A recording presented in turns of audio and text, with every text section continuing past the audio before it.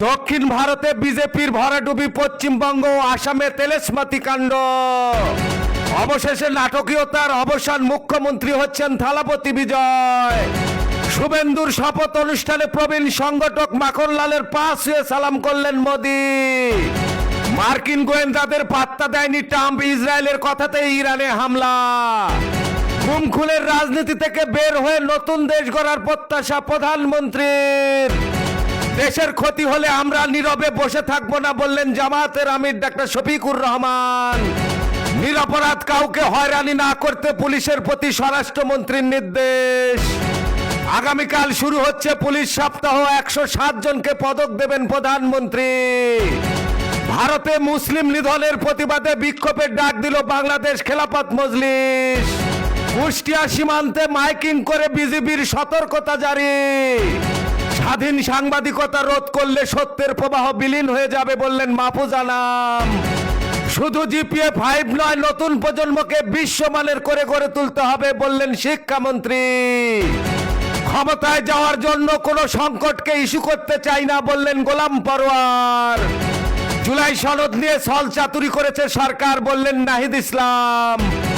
একই দিনে বিশ্বব্যাপী ঈদ পালনের দাবি বাস্তবসম্মত নয় বললেন মুফতি আব্দুল মালিক।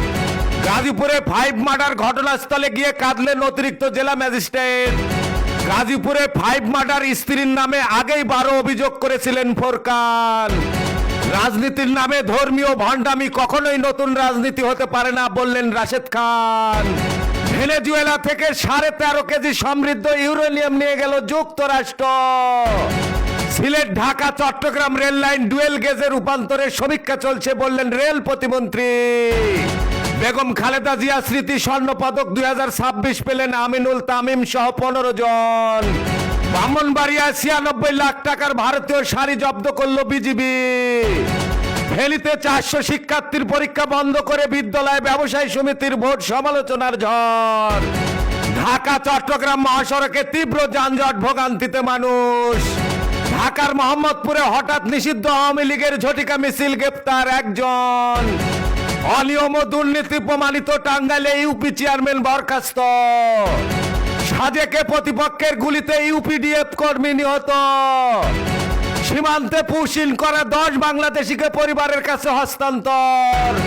বাইক চালাতে চালাতে প্রেমিকার চুলের মুঠি ধরে মার তরুণের ভাইরাল ভিডিও। দেশে হাম ও উপসর্গ নিয়ে 24 ঘন্টায় আরো 9 শিশুর মৃত্যু। বিশ্ববাজারে খাদ্যপণ্যের দাম গত 3 বছরের মধ্যে সর্বোচ্চ। আসামে ভূমিকম্প, কাঁপল বাংলাদেশের উত্তরাঞ্চল।